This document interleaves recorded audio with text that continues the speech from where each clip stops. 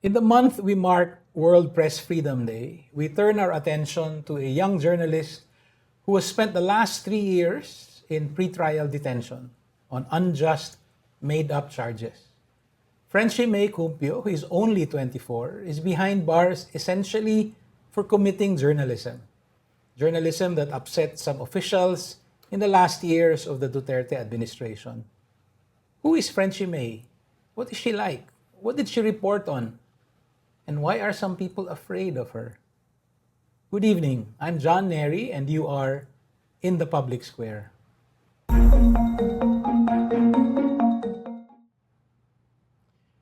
Tomorrow, it will be 3 years, 3 months, and 3 days since Frenchie Mae Cumpio was arrested together with 4 human rights activists in a series of raids the police conducted in Tacloban City.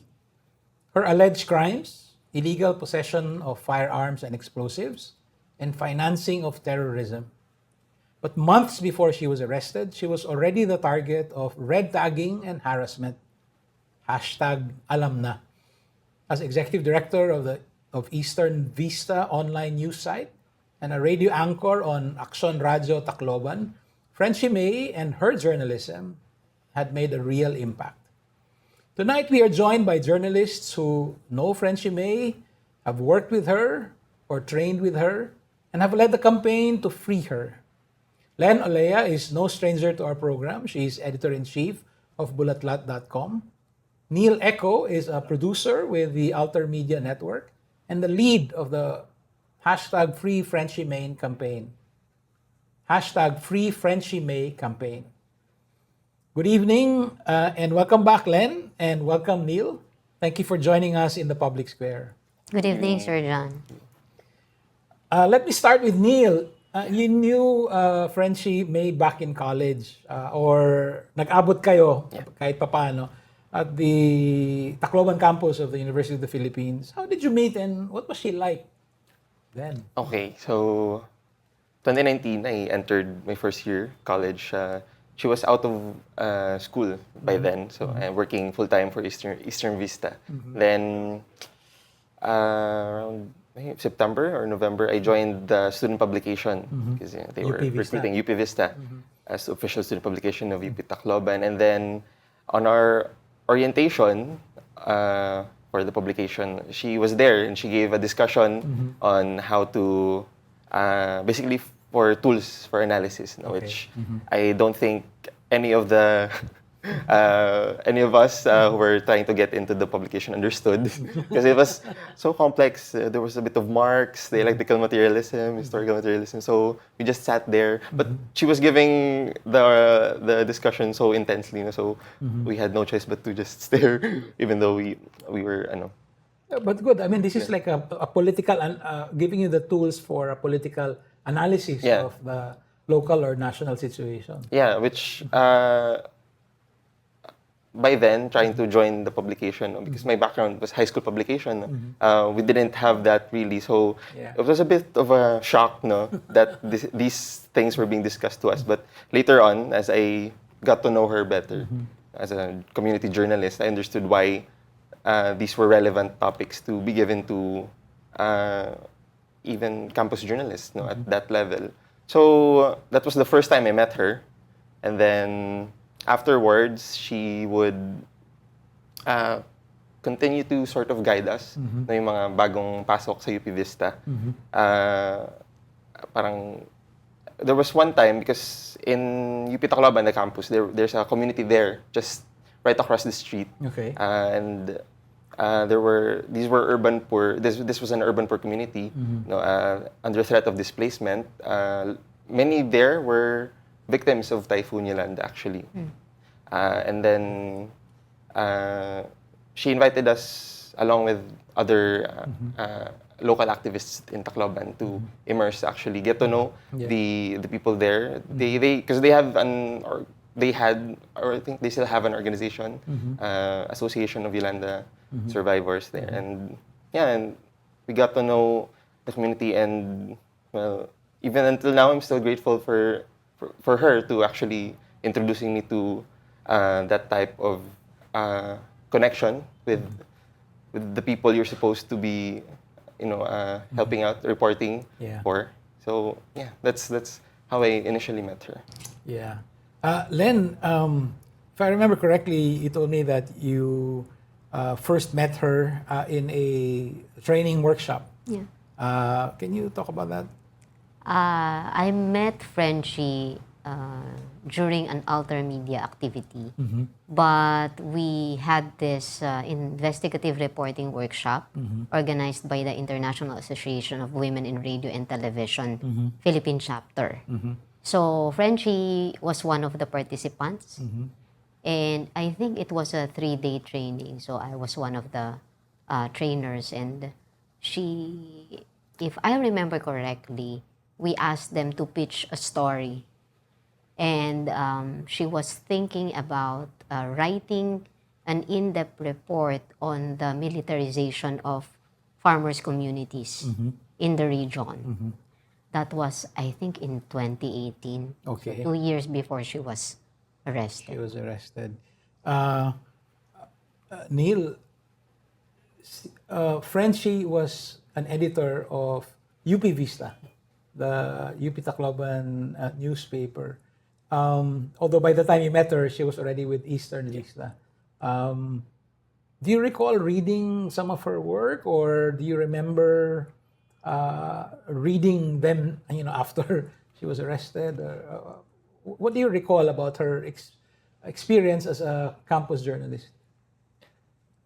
Well, I read her articles for Eastern Vista after she was arrested, actually, because I was looking for the archives, trying to find the nameplates that said Editor-in-Chief Frenchie Mae Cumpio, or to send to Alter Media for the reports. And then, yeah, I don't remember the specifics, but she would write about campus issues in the context of, well, issues outside the campus, like how, for example, how campus elections, student council elections in campus have a great bearing on, for example, as I mentioned, the urban poor community just outside of UP Tacloban, and how it should be a relevant force in basically at least the city of Tacloban to effect some sort of positive change. So, mga ganong klaseng angulo na reporting na ginagawa niya as nung nakita ko na yung work niya sa Eastern Vista, as an co-anchor for Linganayang Kamatuoran, na hindi niya binitawan yung ganong klaseng pagre-report from when she was a student journalist to being a community journalist. Yeah, I can't help but marvel at the fact that she's so young, no? But very consistent. No, I mean, we're just talking about 2018 training. Ikaw pumasok 2019, but she was already out. But what? Your age gap is what? Only 1 year. 1 year, yeah. Diba? So very young, but very consistent. But Len, you've been in journalism for a long time. Isn't this just basic journalism? Contextualizing the Yeah. news, right? I mean, When she was arrested, we also looked back at the stories she wrote, and many of the stories were actually about the Yolanda survivors' struggles for rehabilitation and recovery. Eastern Vista was established in 2011, so Yolanda 2013. happened in 2013. So the media outfit actually followed through the struggles of Eastern Vista, of Yolanda survivors, and some of her reports also dealt with the bombings in some of the farmers' communities. And I remember the last time I saw her was when she went with the farmers here in Manila. They had this lakbayan. oh, sumama siya doon. Yes, because she covered the journey from Eastern Visayas to Manila, and that was the last time I saw her and actually talked. That was 2019. Yes, I think 2019, and the main issue there was the bombings of farmers' communities and the red tagging of ordinary farmers. They were being labeled as supporters of the NPA and the communist movement in that region. And we actually also interviewed some of those farmers and also released reports about that. So Frenchie actually is I can say, the epitome of genuine community journalism in the sense that she did not see herself as separate from the sectors that she's been covering.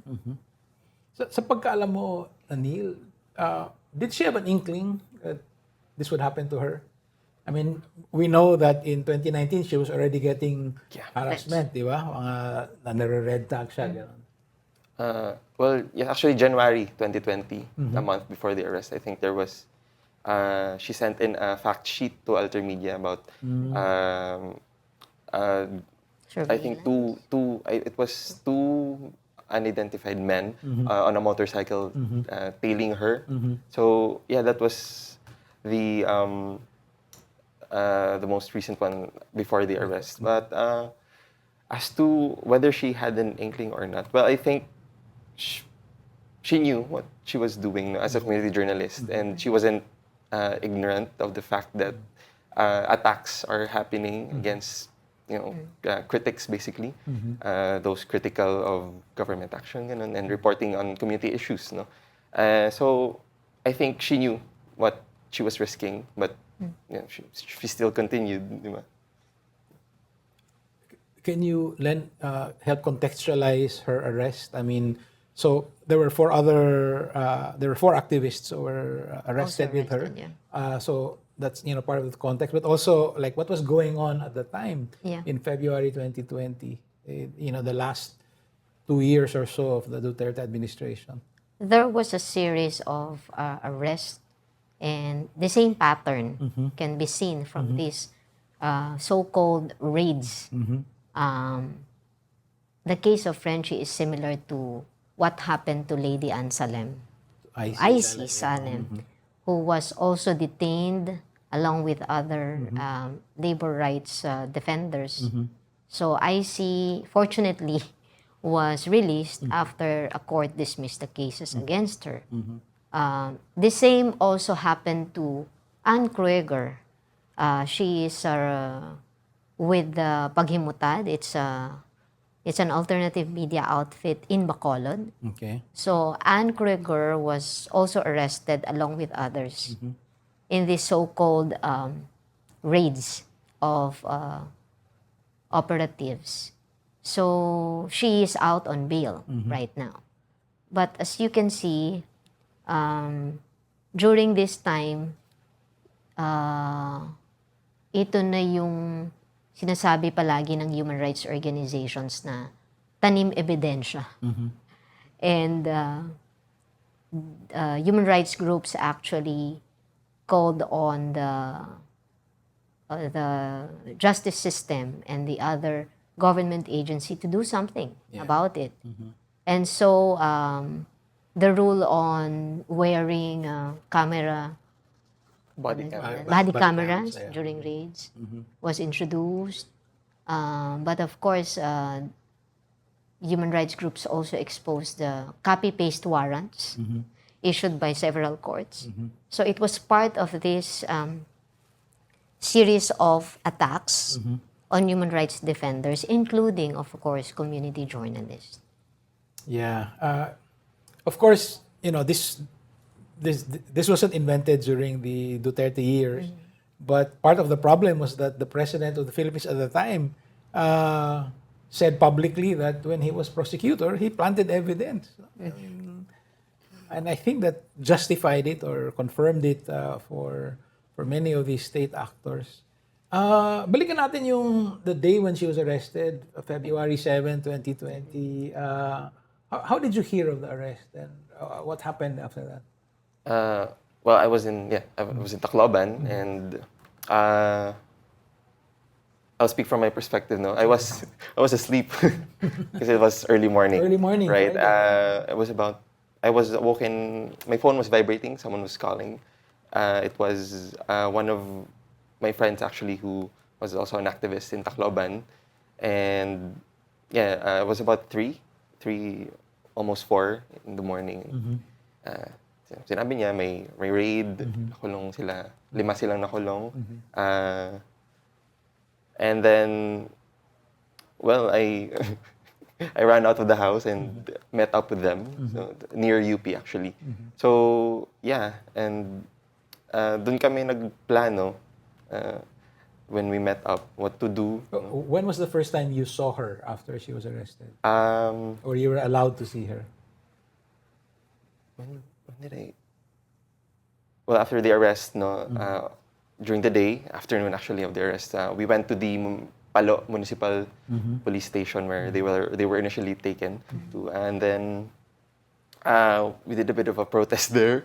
There was may commotion actually na nangyari, and then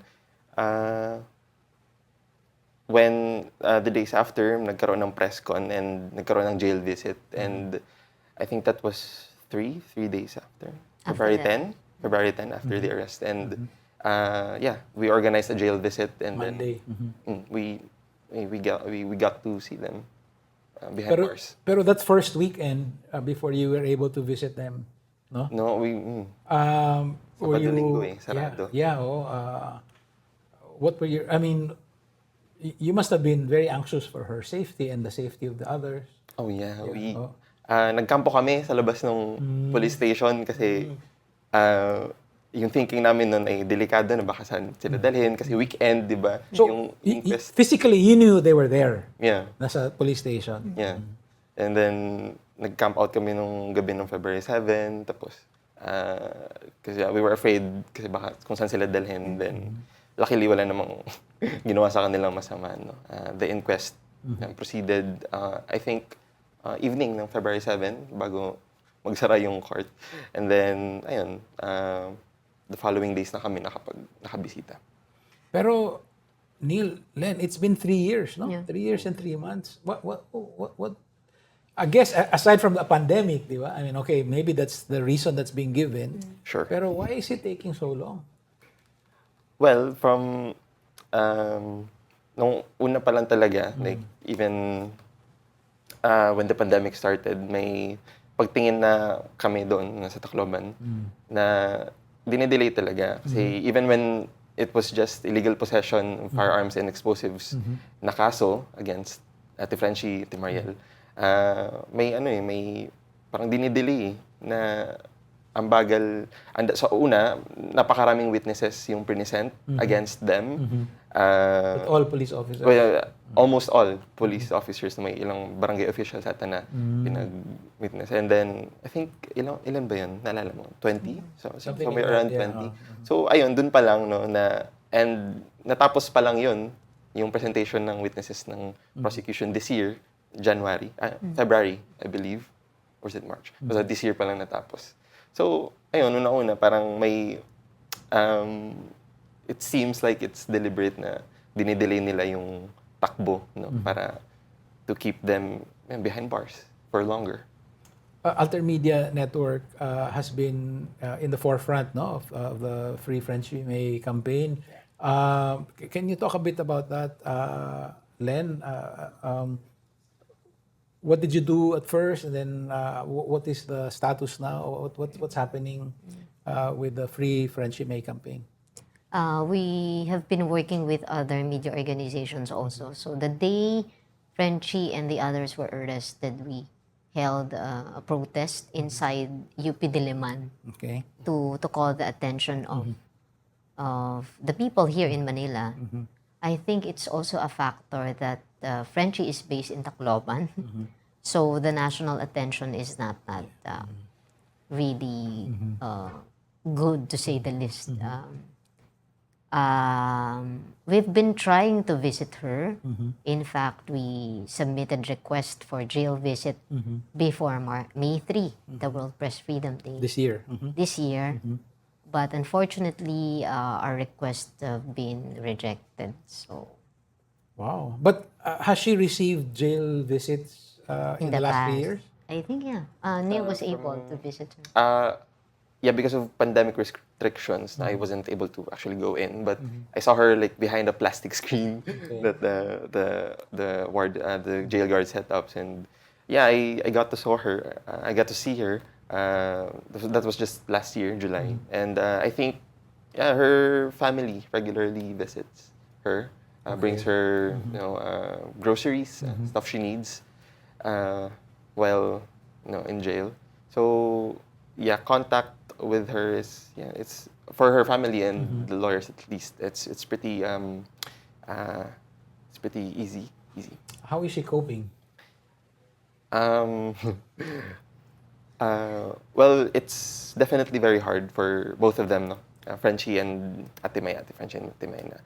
They even said no na it's actually hard. Like on a phone call, because from time to time they get to call me personally, and then yeah, First of all, wait. Let's clarify. So who is with her?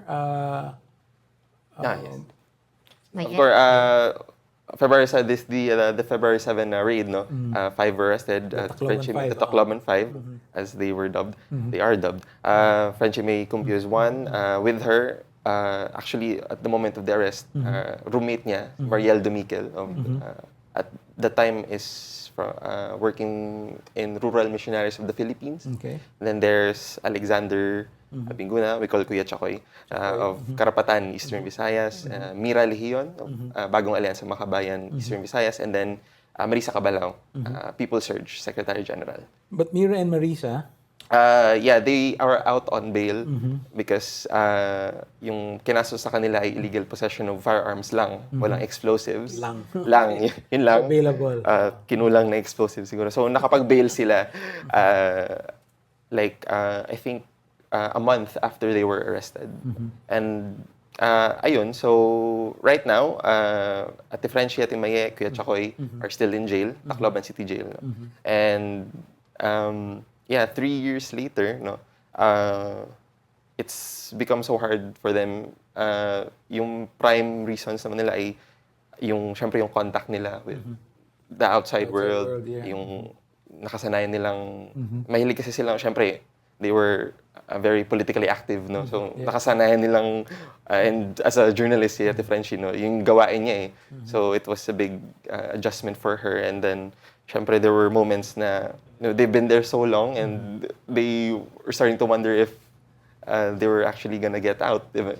And so, may mga ganong moments, no? But, I would say na they're holding it together. They're staying strong naman. They've taken interest in skincare, I will say, kasi and makeup as maybe a coping mechanism. Kasi when I was delivering groceries in pandemic, that was their prime request. No, not food, not beverages, skincare products, especially for the eyebrows. So yeah, it's I will say that it's been very hard, but they're still fighting. Yeah. Len, you mentioned that there have been attempts to visit them, but the attempts were rebuffed, denied. No? But let's say we want to visit Frenchie Mae in Tacloban. Who should we? How do we go about it? What can we do? We actually sent letters of request to the warden, and then the warden said we had to get a clearance from the national headquarters of the BJMP. Unfortunately, we did not get a reply from the BJMP HQ.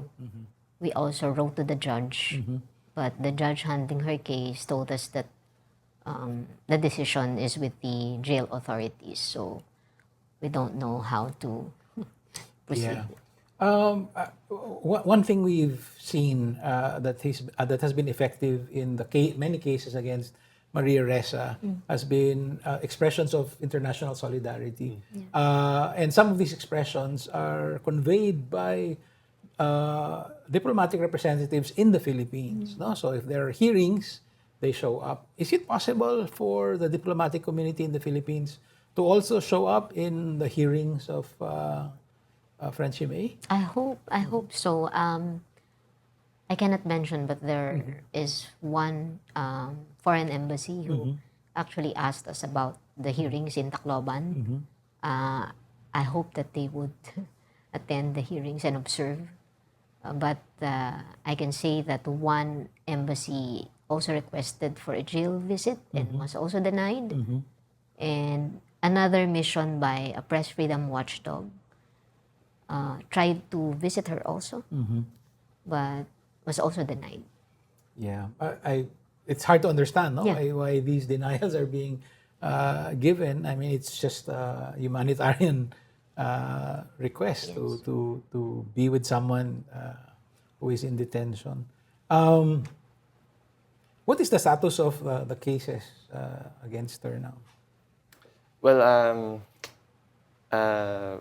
going back to the arrest now, because at the place where Ate French and Ate Mae were staying, there was also apparently cash that was confiscated by the arresting officials. And then fast forward 2021, I think, the cash, it amounts to 500,000 plus, no?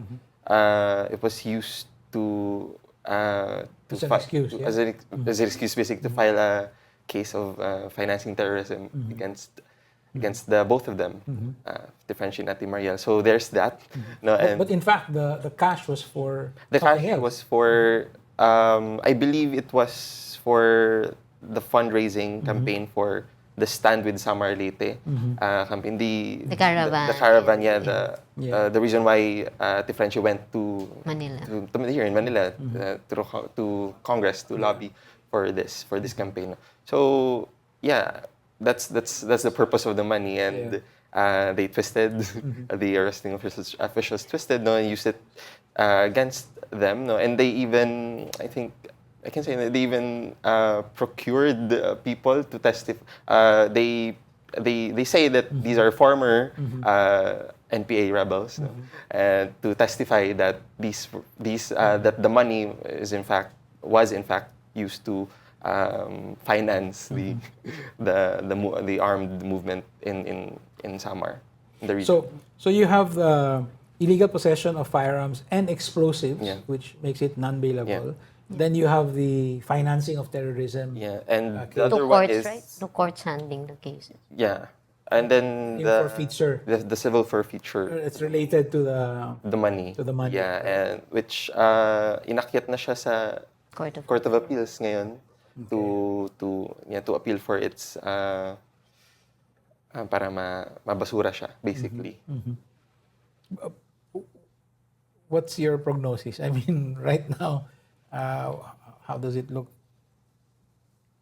Well, they've been, as the cases of other journalists, they have been weaponizing the law Yeah. against truth tellers, and Frenchie is one of those brave truth tellers who have been charged with ridiculous charges. If we talk about the legal system alone, it is not so encouraging. But that's why it's also important for people to know about Frenchie Mae and rally support for her. Yeah. They've been inventing pieces of evidence and even inventing witnesses to support their claims. But we are hoping that the truth will also come out.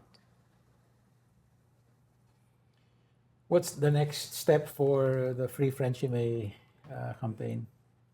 Well, definitely magpapatuloy, syempre, yung ginagawa ngayon, calling on, garnering support for her release, and of course for the release of the rest of Tacloban 5 and the junking of the cases altogether. We will be we are actually trying right now to call on international organizations now, because some have actually reached out to us and manifested interest in her case. So we're definitely going to maximize that. And well, we're always encouraging everyone who will listen, to support our call to Free Frenchie Mae on relevant dates, syempre, on her birthday or the anniversary of their arrest, for World Press Freedom Days. we hold events for specifically dedicated to her. Do you have access to the schedule of the hearings, for instance? Uh, Or is that kept? we would have to Every check. Tuesday, I think, or Wednesday. The last update I heard from the lawyers was for the financing terrorism case, it's every Monday. Okay. Every Monday. And yeah, and maybe even manifest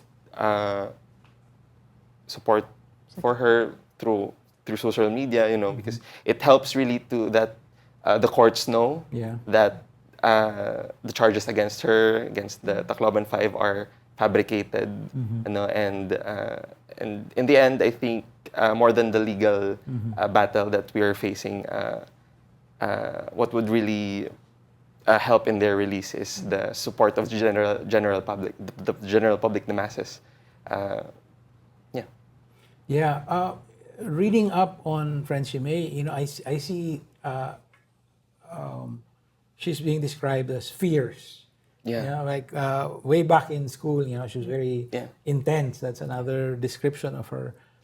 Committed, but also she was in high spirits even while behind bars. Yeah. No?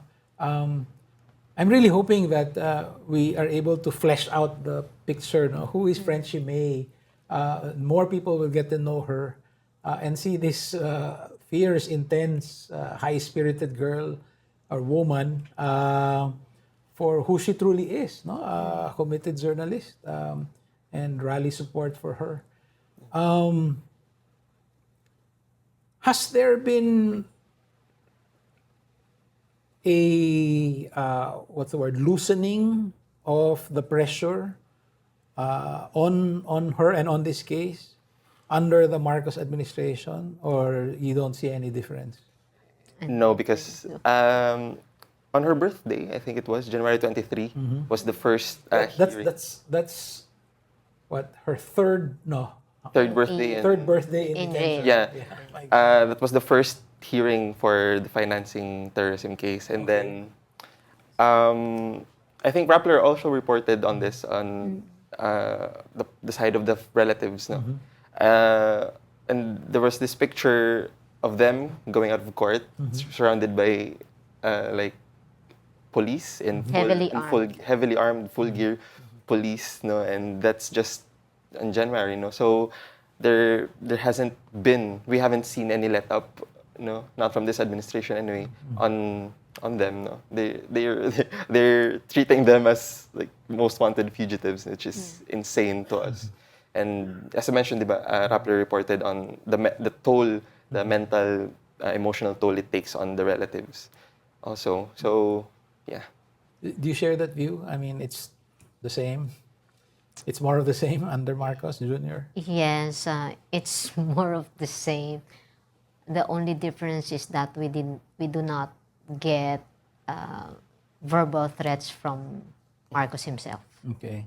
But the forms of attacks, red tagging continues. Just recently, even NUGP chairperson Yeah, that's right. Jonathan De Santos was also red tagged on national TV, and even the entire NUGP leadership. So there is no substantial changes, unfortunately. Maybe I can end on this note.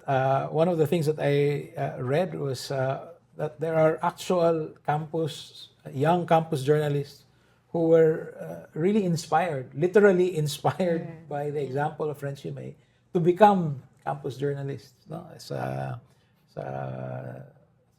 UP and in other campuses. Do you see that? Can you talk about that? Do you see that happening elsewhere? Yeah, we marked, when was that? February 7th, the third year of her detention with a simple program. And we were really overwhelmed by the participation of student journalists. And when they spoke, they talked about how they got inspired by Frenchie, even if they did not meet her yet. They have not met her yet. So it also gives us hope. And Frenchie also expressed her gratitude to other media and all the supporters who have not forgotten her. So, sa isang sulat niya, di ba, sabi niya, ay, salamat naman at hindi pa pala ako nakakalimutan. Yeah.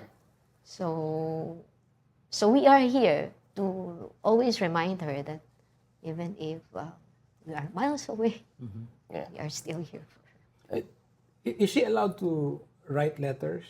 Because maybe in the same way as Laila de Lima's letters are shared, maybe that's a possibility. She can, and she has sent out letters before. During her first months, she wrote poems actually, and then she passed it on to us to post on social media. And we're actually trying to get her to write more. No, we're not sure if if As long as it doesn't endanger her. You know? yeah, of course. And in the past, no, she's also sent out gifts actually, including to Maria actually, for as the thank you, for mentioning her also and campaigning for her release. And she'll send out. And I will add to the to her inspiring young journalists, that we at Ultramedia and Balatlat are always open. If you would like to learn more about her work, about her life, just reach out to us. And maybe we'll get her to write soon. On that hopeful note, we'll end this discussion. Thank you, Len, and thank you, Neil, for joining us in the public square in honor of a person who has, through her committed journalism, helped defend that same public square. Thank you. Thank you. Thank you. That's it for us tonight. The next step for engaged citizens is always to take a more active part in rebuilding our democracy. See you in the public square. This is John Nery. Thank you and good night.